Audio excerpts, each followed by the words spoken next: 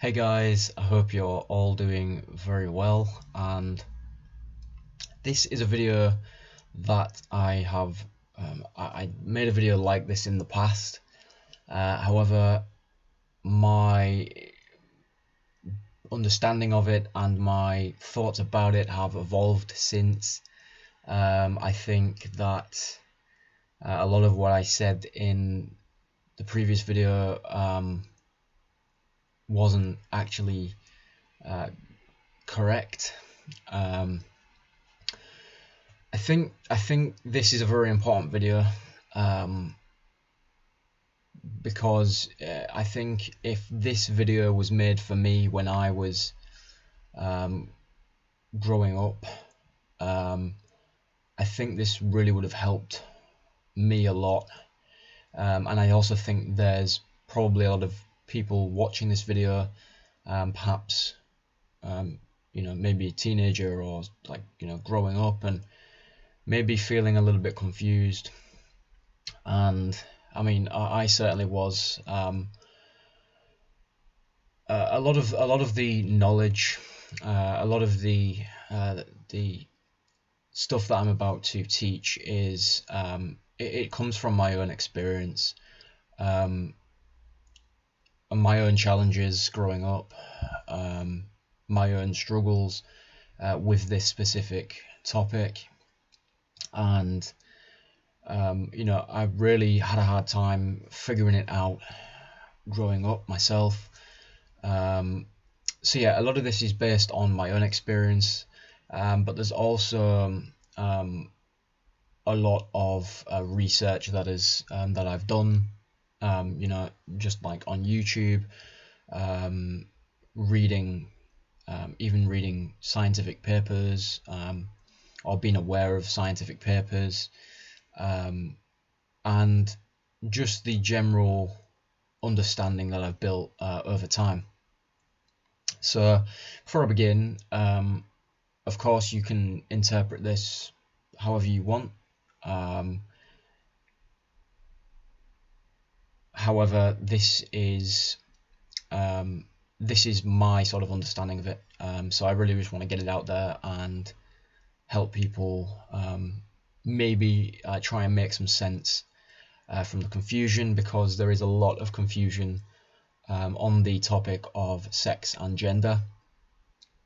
From what I've seen, it's been blown completely out of understanding to a level of complete misunderstanding. So I hope this video can help bring a little bit of sense to really what is going on with this. It's a very personal topic for a lot of people. It's also very sensitive. So yeah, let's get into it. So sex and gender explained. Now, some of these concepts may sound a little bit crazy for certain people. I've really tried to make this video so it can be understood at all levels. You don't need to be have sort of developed your consciousness to understand a lot of these concepts. However, depending on where you're at in life, some of these topics might sound a little bit far-fetched, but just stay with me and we'll get through it. So let's crack on. So first of all, I want to talk about biological sex. This is it's very important that this is the first thing that I talk about. So biological sex is innate. It is fixed in nature. You are born either one of the two sexes. So either male or female. We know that. And that is fixed in nature. Now, let's take a quick look at both of the sexes. Male, so the reproductive system, as we know, penis, scrotum, testicles, reproductive fluid, semen, and the primary male hormone is testosterone. Now, female, reproductive system, vagina, uterus, ovaries, and the primary hormone for a female is estrogen. So there are hormonal differences and obviously differences in the reproductive systems. That is, very well understood. But I think even just this, some people need to be reminded that this is a thing, and this is innate. It is fixed in nature. So that's the first thing to understand. Now, on to let's talk about gender. I don't think the word gender really is a good word. I think it's been used in. I just don't. I think that a better way of explaining gender is actually your energy, your essence, the way that you express yourself, your energy. And no, you don't have to, like I say, you don't have to be spiritually developed for this to, be a thing. So there are two expressions, energies, which are dominant. So the first one we have is masculine. The dominant qualities are, we usually associate the masculine with strength, protection, logical based thinker, decisive, assertive, etc., etc. Now, only because we have labeled that masculine, it doesn't mean that it's a masculine dominant thing, because there are just two words to explain, a certain bunch of traits. But we associate that with those sort of qualities. And then we have feminine, which is the second one. The dominant qualities are emotional intelligence, vulnerability, nurturing, intuitive, compassionate, cooperative, and forgiving, etc., etc. So both energies, as you can see, are polar opposites to each other. And let me just go on to my notes. So although these are labeled masculine and feminine, both are simply expressions, therefore are irrespective of biological sex. So a male can carry strong feminine energy and vice versa. So your expression of gender, of this, can be the same as your biological sex. So you can have dominant masculine expression and be male. You can have dominant masculine expression and be biologically female. You can have dominant masculine and be female, and and male, and you can be dominant feminine and be male, if that makes sense. So that doesn't match your biological sex, and this is where a lot of confusion is, I think. There's a lot of people who feel more, let's say, there is females who feel a lot more masculine and don't really understand why. Well, a lot of this will have to do with your dominant qualities. You have a masculine expression. Now, although just because someone is feminine dominant, it doesn't mean they don't also possess masculine qualities, and vice versa. You will likely be dominant in one or the other. So if you really, really look carefully at yourself, you will be dominant in one of the two of these. And I can be open about myself. I am more dominant in the feminine arena. So, it takes a little bit of time to really look at yourself and sort of figure this out. But it also doesn't mean that you don't also possess qualities of the opposite. So, you can be strong in masculine but still have, these feminine qualities.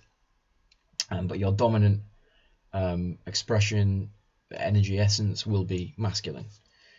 If that makes sense. It's a little bit tricky to get your head around, especially if you're not used to this kind of thing.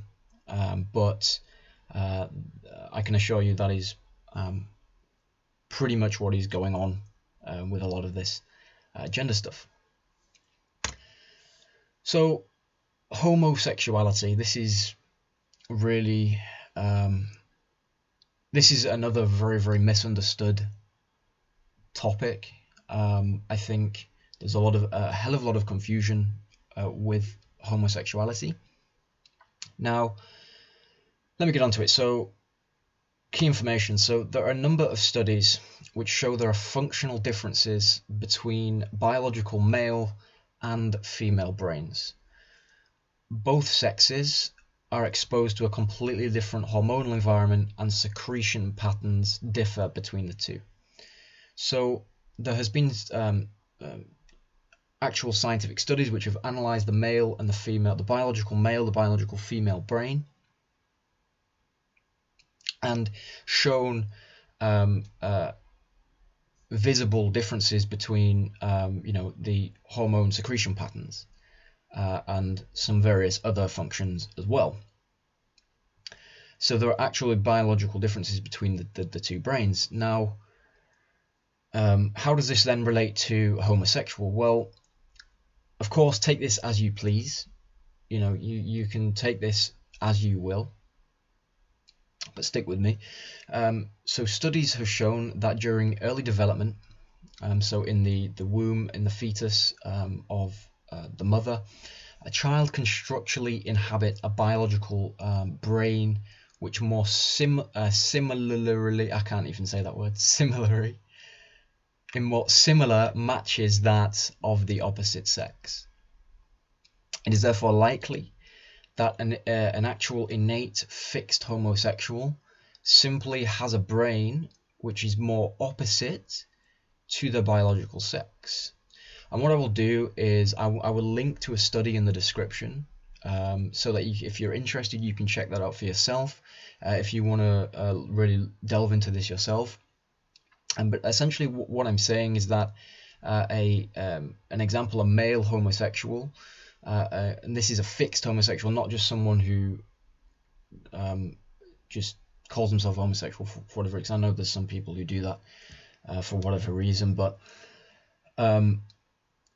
it is very likely that this male homosexual actually has a biological brain which is more like that of a female, if that makes sense. And so that's that. Also important, if you are a innate homosexual, this doesn't mean that you are flawed or have something wrong with you. You chose to experience this slight difference, therefore you should just take ownership of that. It's nothing, it is what it is, and that is just the way that it is.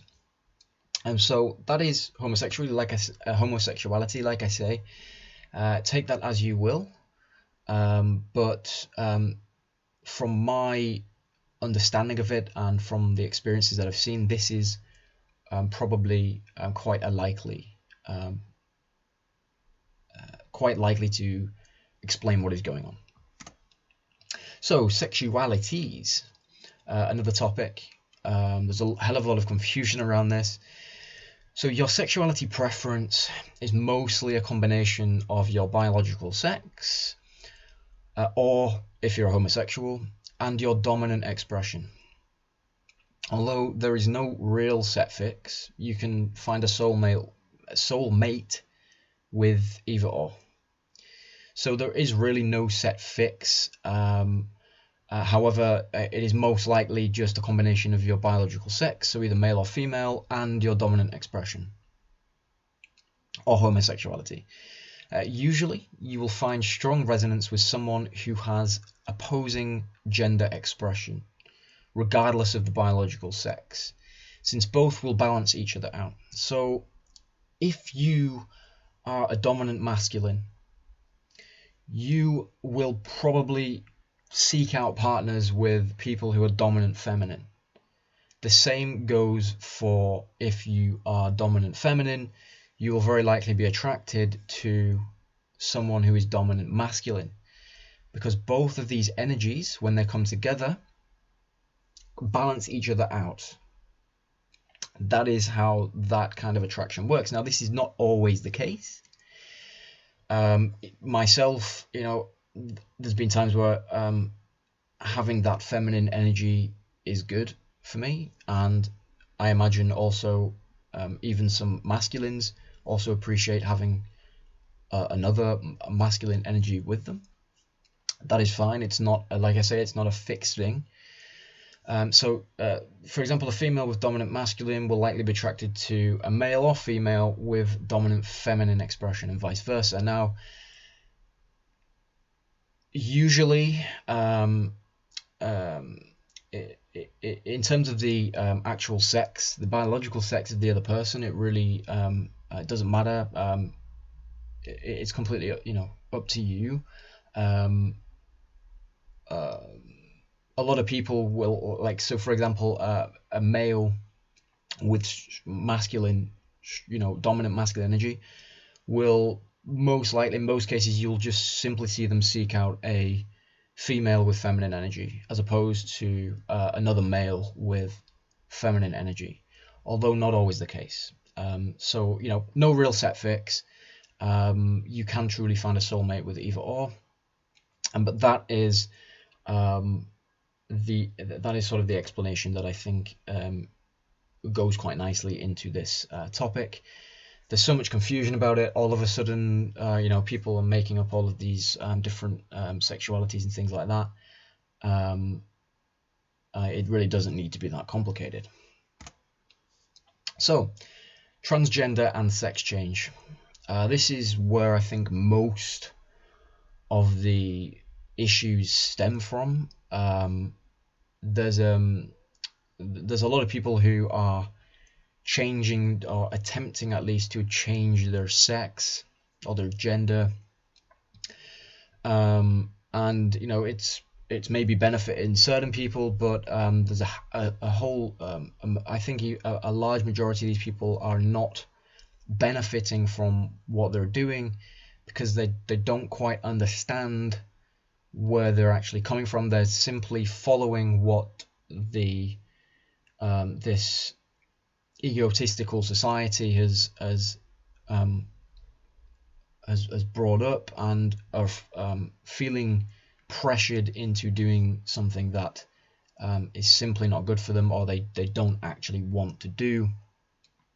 So really, really important, before I get onto transgender and sex change, although you can attempt to alter your biological sex, extremely careful thought and great caution is advised, since there are innate fixed differences between the male and the female brain. It's extremely vital that you understand what position you are coming from if you are thinking about doing this kind of thing. In most cases, this is not a recommended solution. It doesn't solve anything, really. So that's really important, because I know this is a lot of people will be feeling pressure. Oh, I need to do this. No, this is something that it takes an individual, and it takes extremely careful thought. It's something that should be very, very carefully thought out, and regardless of which category you think that you fit into, which I'm going to explain here. So let me talk about the different sorts of people that you will see categorize themselves as transgender, or that sort of thing. So the first one is the homosexual. So this one might kind of make sense. So since a homosexual is likely to have a biological brain more similar to the opposite sex, in some cases an altercation may benefit the individual. So, for example, a male homosexual, like I said before, is likely to have a brain more like a female. So, perhaps changing their appearance or whatever they're doing might actually benefit them. Um, Only in some cases. I'm not, certainly not all cases. Um, it's probably actually a minority. Um, but that is really, really important. So that's the first one. Biological sex different from gender expression. So since biological sex is irrespective of gender expression, it's completely up to the individual whether an altercation of any kind will benefit them. In most cases, simply altering the appearance in small ways can be helpful, but not always necessary. So, because your masculine, your feminine expressions are uh, irrespective of your actual biological sex, it really doesn't matter. It really, um, you know, um, it's up to the individual whether they think that some kind of altercation will benefit them. And in most cases, it's not the case. They simply, may alter their appearance, or just do nothing. It's up to the individual, of course, in this case.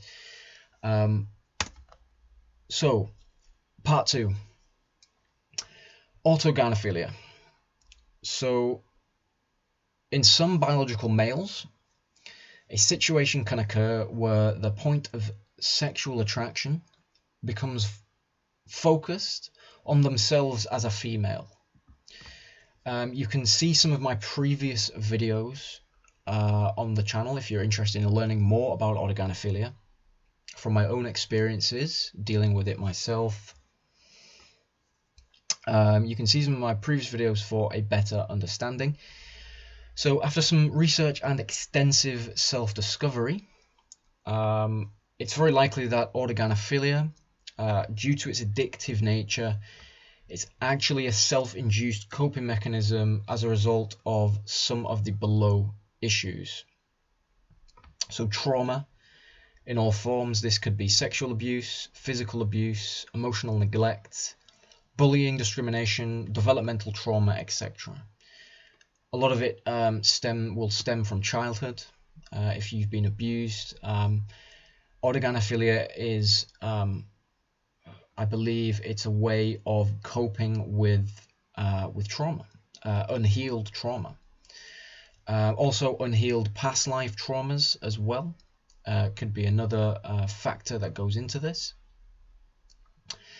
In most autogynephilia cases, from most that I've seen from my experience, any attempt to alter the biological sex simply does not work. Breaking the addictive pattern and healing the trauma or traumas is a much more effective way to deal with this state. So from what I've seen, actually, people who are experiencing autogynephilia, any attempt to change themselves, it doesn't work.